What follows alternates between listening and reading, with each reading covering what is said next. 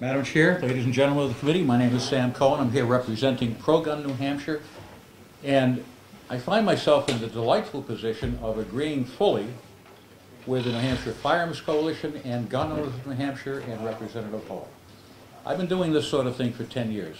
I was the legislative liaison for Gun Owners New Hampshire for 4 years, and then as of 2006, I'm now doing this for Pro-Gun New Hampshire. I can give you two specific examples of why 15926 as currently written does need the clarification presented by this current bill. And I was involved in both of them. A year before the Nottingham situation made the news, I drafted a letter to the Select Board of Tamworth, New Hampshire, because their selectmen had a policy prohibiting town employees from carrying on the job. The town firemen objected. They had to go up the woods and for whatever reasons. So Bick, our president, and I each drafted a letter to the selectmen. They indeed changed their policy. Because what we had figured is that if you look at the text of the existing 15926, the wording is ordinances and regulations, not policies. But we figured that personnel policies, such as Tamworth, fell under the scope of the word regulations. If you establish a personnel policy, you're regulating something. So we claimed that the existing 15926 indeed prohibited that town and all towns from telling their employees that they couldn't carry. That's example number one. And they agreed with us. The select board changed their policy. When the Nottingham thing made the news, our reaction was, well, gee, that's not a big deal. The law's been in the book since 2003.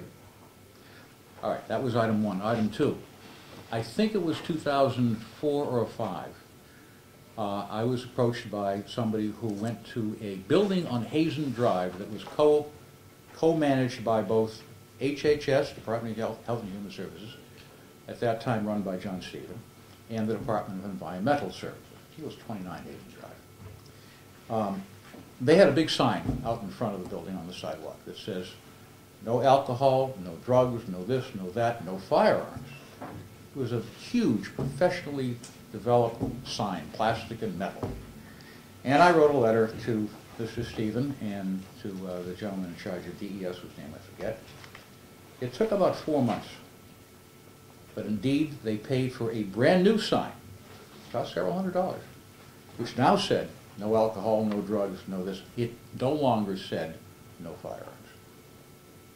And again, the reason was, maybe or maybe not, the state agencies were covered on the 15926 because the question is, what is a political subdivision?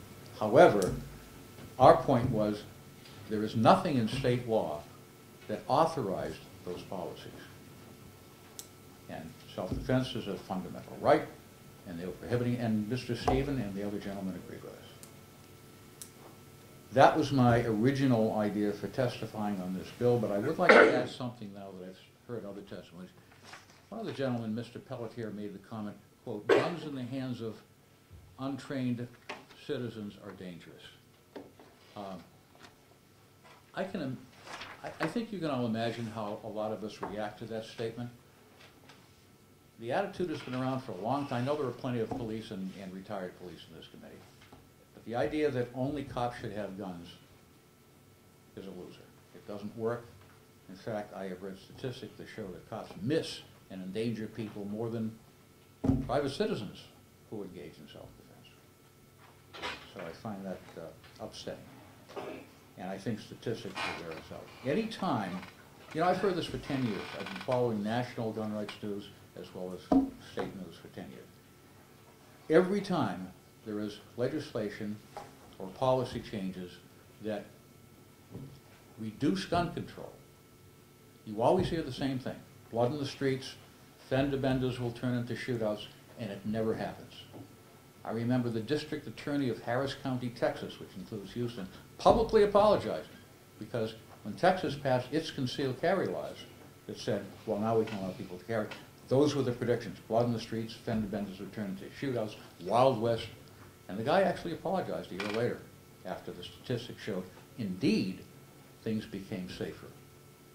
When people have the right, when the laws allow people to carry, the good guys pay attention, and the bad guys don't go where good guys are armed. Conversely, criminals, wild men, nuts jobs, whatever you want to call them, they don't pay attention to the laws. So the only thing that happens with gun control is that you restrict the good people, and that enables the bad people. One last thing.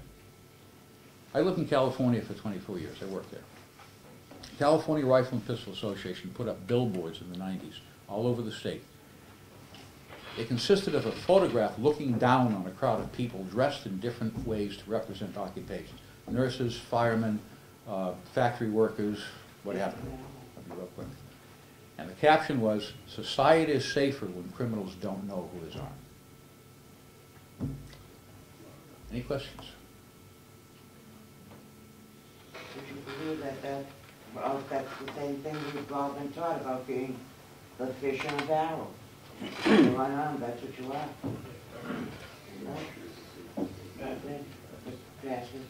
When it comes to folks untrained in the use of firearms,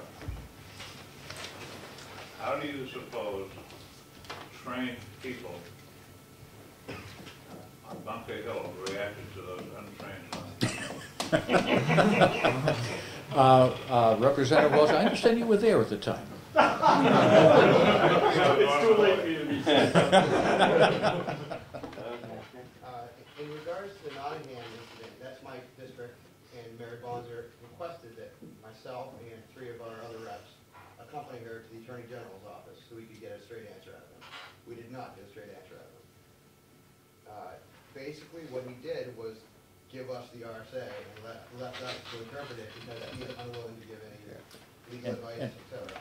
Yes, sir. And similarly, I've always wondered about what political subdivision means. Is the university system a political subdivision of the state? If it is, then they may have, and this is what I've been telling people, by the way, and I'm not a lawyer. I said the university system may have contractual agreements with students that says, if you carry a gun on campus, you can't be a student here. Or if you're a professor on campus or a janitor, you can't be a student here. That's fine.